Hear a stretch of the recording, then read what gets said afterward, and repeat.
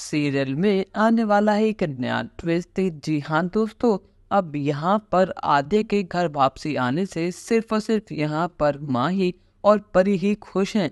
बाकी सभी घर वालों के तो चेहरे पर 12 बज चुके हैं। अब यहाँ पर जैसे ही आद्या ने अपने कदम घर में रखे हैं, उस घर में कलेश शुरू हो चुके हैं। यहाँ पर हर बार की तरह बा ने सब चीजों का इल्जाम आद्या के ऊपर डाल दिया है। बा गुस्से में कहते हैं कि जैसे ही तेरी बेटी ने इस घर में कदम रखे, सब चीजें बिगड़ना शुरू हो गई। इस घर में झगड़े शुरू हो गए, हमारा अच्छा खासा बिजनेस ठप पड़ने लगा। आखिर अनुपमा तू इसको वापस लाई ही क्यों? यहाँ पर आद्या कहती है कि मेरा नाम आद्या नहीं, मेरा नाम राई है।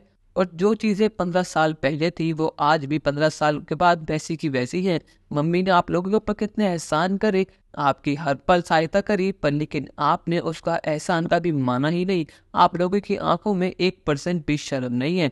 पर लेकिन मुझे क्या ही मतलब, महान अनुपमा जी को हर बार महान बनना होता है तो अपने कर्मों का भुगतान वो खुद ही करेंगी, मैं तुम्हें क्या ही बोलूं। और इसलिए मैं यहाँ से जा रही हूँ।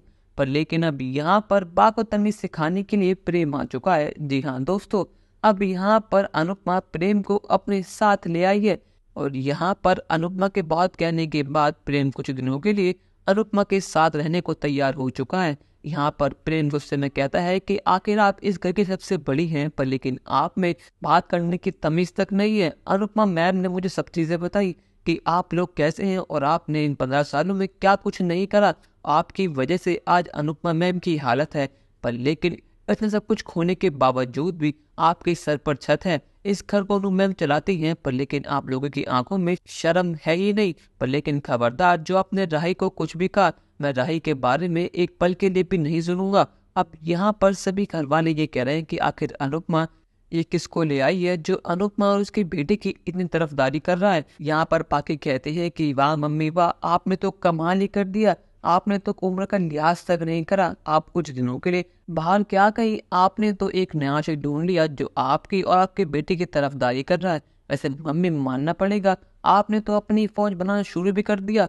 आपने सब चीजें पहले से प्लानिंग कर ली, क्योंकि आपको पता था कि हम लोग आते को इस घर में एक्सेप्ट नहीं करेंगे। इसीलिए आप आद्या और अपने एक नया आशिक ढूंढ कर ले आई।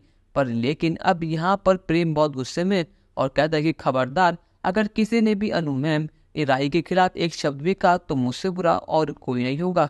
पर लेकिन यहाँ पर तोशु गुस्से में कहता है कि आखिर तू होता ही कौन है मेरी बात ऐसे बात करने वाला। पर लेकिन यहाँ पर अनुपमा प्रेम और तोशु को शांत कराती है और बासा कहती है कि बा, अगर मेरी बेटी की जगह आपका बेटा बनराज शाह होता तो क्या आप जब भी यही सारी बातें बोलती? जब तो आप धूमधाम से उसका स्वागत करती, उनके लिए मिठाइयाँ बनवाती, जबकि आपको अच्छी तरह पता है कि 15 साल पहले उनकी वजह से क्या हाल हुआ था आपका। पर लेकिन नहीं, आपको अपने आप से प्यार है और अपने परिवार से। आपको ना कभी मुझसे प्यार था और न कभी होगा। पर लेकिन मुझे उससे कोई मतलब भी नहीं है। मेरा परिवार सिर्फ मेरी छोटी है और मेरा अनुज। अब यहाँ पर राही ये सब चीजें देखकर बहुत शॉक्ड है कि आखिर प्रेम उसकी डिसाइड क्यों ले रहा है, उसका साथ क्यों दे रहा है। पर लेकिन सबसे बड़ा सवाल तो यही है कि आखिर जो ईशानी के साथ हुआ है, क्या ईशानी हिम्मत करके वो सभी घर वालों को बता पाएगी या फिर नहीं? अपनी राय हमें कमेंट सेक्शन में जरूर बताइएगा। और चैनल को अब तक नहीं किया सब्सक्राइब तो कर लीजिए। धन्यवाद।